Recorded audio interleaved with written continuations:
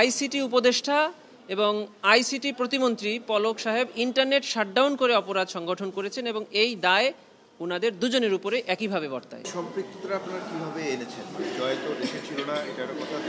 আন্তর্জাতিক অপরাধ ট্রাইব্যুনাল আইনের ৩-১ ধারায় পরিষ্কার করে বলা আছে যে বাংলাদেশের নাগরিক বাংলাদেশে থেকে অথবা বাংলাদেশের বাইরে থেকে যদি ক্রাইমস এগেনস্ট হিউম্যানিটি করেন তাহলে তাকে এই ট্রাইব্যুনাল প্রসিকিউট করতে পারবে। বাংলাদেশের নাগরিক নন এমন ব্যক্তি যদি বাংলাদেশে থেকে অপরাধ সংগঠন করেন তাকেও ট্রাইব্যুনাল প্রসিকিউট করতে পারবেন।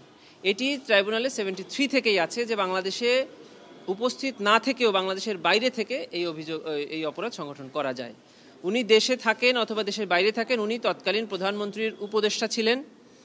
এবং আরও দুইটি জিনিস আমরা দেখেছি, সেটা হলো জনাব সালমান এফ রহমানের সাথে শেখ রেহানার একটি মোবাইল কথোপকথন 5 তারিখে, যেটা তদন্তকারী সংস্থা পেয়েছে। সেখানে দেখা যাচ্ছে যে শেখ রেহানা বলছেন যে আপনি জয়ের কথা শোনেন, জয়ের কথা অনুযায়ী আপনি চলে যান।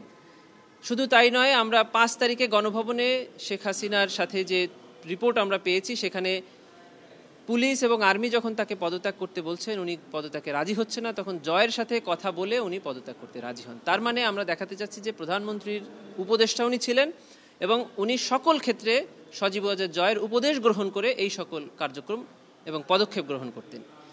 আর যেহেতু আইসিটি উপদেষ্টা এবং আইসিটি প্রতিমন্ত্রী পলক সাহেব ইন্টারনেট শাটডাউন করে অপরাধ সংগঠন করেছেন এবং এই দায় ওনাদের দুজনের উপরে একইভাবে বর্তায়। শুধু তাই নয়, তারা দায়িত্বে থাকা অবস্থায় তার সাবঅর্ডিনেটরা যে অপরাধ সংগঠন করেছে তার বিরুদ্ধে কোনো ব্যবস্থা গ্রহণ করেননি।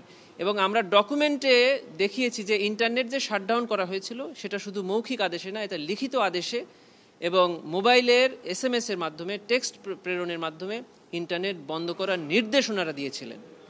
এবং উনি পরবর্তীতে এটাকে ভিন্ন খাতে প্রবাহিত করার জন্য ইন্টারনেট বন্ধ হয়নি, ইন্টারনেট বন্ধ করা হয়নি, ইন্টারনেট বন্ধ হয়ে গেছে, এই ধরনের কথা বলে জাতিকে বিভ্রান্ত করেছিলেন। রামপুরায় আপনারা জানেন যে 28 জনকে জুলাই গণঅভ্যুত্থান চলাকালে বিজিবি এবং পুলিশ এবং র্যাব কর্তৃক যে হত্যাকাণ্ড চালানো হয়েছিল তার জন্য 4 জন আসামির বিরুদ্ধে আজকে চার্জ হিয়ারিংয়ের ডেট ছিল। প্রসিকিউশনের পক্ষ থেকে চার্জ হিয়ারিং সমাপ্ত হয়েছে, আসামিদের পক্ষ থেকে তাদের ডিসচার্জ হিয়ারিংয়ের জন্য সময় প্রার্থনা করা হয়েছে। সেখানে 4 জন আসামি, 2 জন সাবেক সেনা কর্মকর্তা এবং 2 জন পুলিশ কর্মকর্তা, 2 জন উপস্থিত আছেন এবং 2 জন পলাতক আছেন। তাদের চার্জ গ্রহণ আজকে শেষ হয়েছে, সামনে আসামি পক্ষের চার্জ গ্রহণের দিন ধার্য আছে। আমরা তাদের বিরুদ্ধে 5টি অভিযোগে ফরমাল চার্জ দিয়েছি, ট্রাইব্যুনাল বিবেচনা করবেন। আচ্ছা, হতে পারে। আমরা পলকের একটা স্টেটমেন্ট এরকম শুনতে পাই, মানে আমরা জেনেছি আর কি, যে পলক বলেছেন যে জয় ইন্টারনেট বন্ধ করতে বলেছিলেন।